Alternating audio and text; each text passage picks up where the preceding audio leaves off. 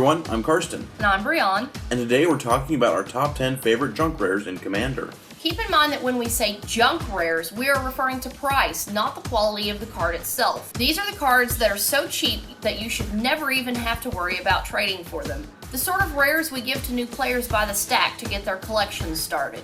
But before we get to the top 10, we want to take some time for a few honorable mentions. Not every card that has been in a Commander product is good, but there are some fantastic junk rares in the Commander products. We just don't think that they should be in the top 10 because newer players already are more likely to consider them because of their inclusion in the Commander decks.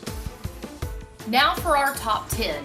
At number 10, we have Realm Razor. I know you can abuse him by sacrificing him with his Enter the Battlefield ability on the stack to permanently exile everyone's lands. That's not the use that we're talking about when we talk about this guy. What we are talking about is that he is fantastic in Naya decks that are full of big fat creatures, and if you have a really good board presence, you can play this guy, and suddenly anyone who has spot removal or wrath effects at the table is going to have to wait a long time before they can clear your board, and that might be just the amount of time that you need to win the game.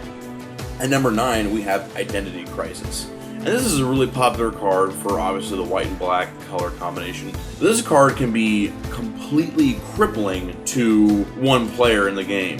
And it's a rare that, even though it is seen pretty frequently in white-black decks, it still is extremely cheap and pretty easy to get a hold of.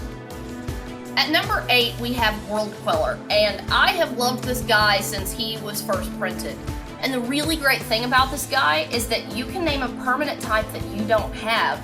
So it's really common to sit there with a World Queller and name Planeswalker or Enchantment and have everyone else get rid of those things that are driving you crazy. He can take care of a lot of permanents at the same time.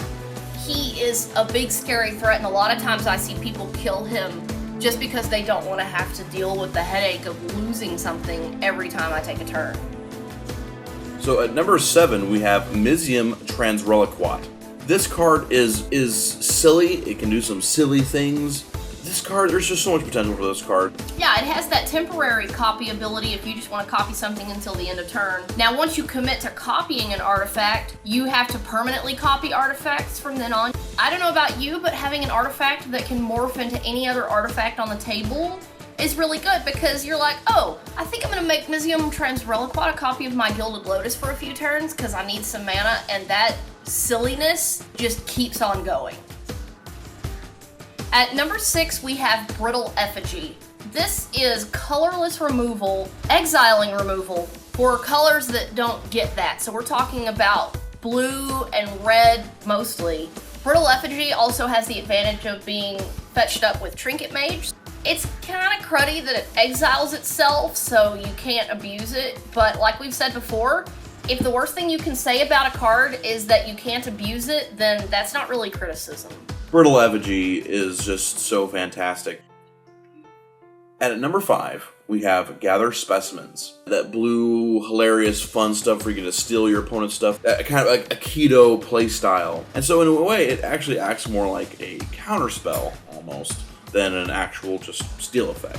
The other thing about this card is it takes any creature. Gather Specimens if your opponent plays an Avenger of Zendikar, a White Sun Zenith, a Storm Herd.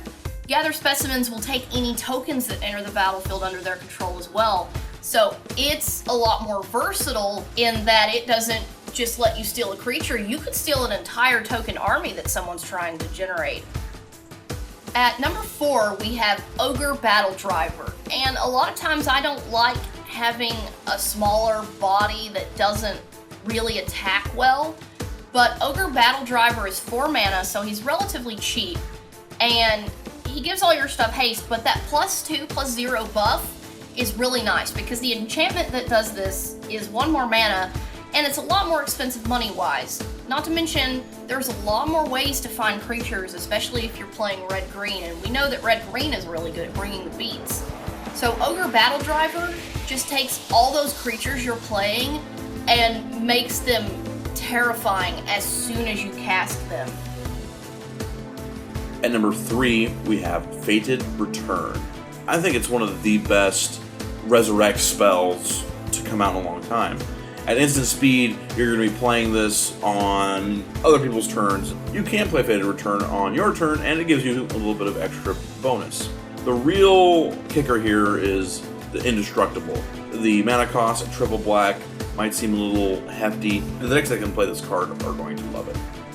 At number 2, we have Flame Blast Dragon. Flame Blast Dragon, in a deck that makes a lot of mana, is really good because he's a scary body, and then he has that fireball attached to him, so I can attack, blow out your most powerful creature, or if I want, I can do a bunch of damage to your face.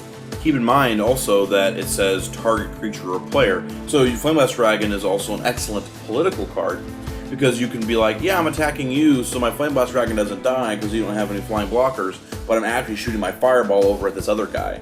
So you're only taking 5, but this other guy over here is taking 10, see? So, you know, there's the political maneuvering that you can do with Flame Blast Dragon as well. At number 1, we have Stormtide Leviathan. He is a huge, scary sea monster, and he is awesome, and he is classy. This is a creature that is one of the finishers in your deck. But unlike a lot of finishers, this guy is also going to protect you. There are not enough words to express how a Stormtide Leviathan must go in every blue deck I ever play ever. Stormtide Leviathan is so good. It's so excellent. Now, our number 2, Flame Blast Dragon does just fly over Stormtide Leviathan and then fireball him from the air, but because Stormtide Leviathan affects the entire table at the same time, he really has more of an impact than Flame Blast Dragon does.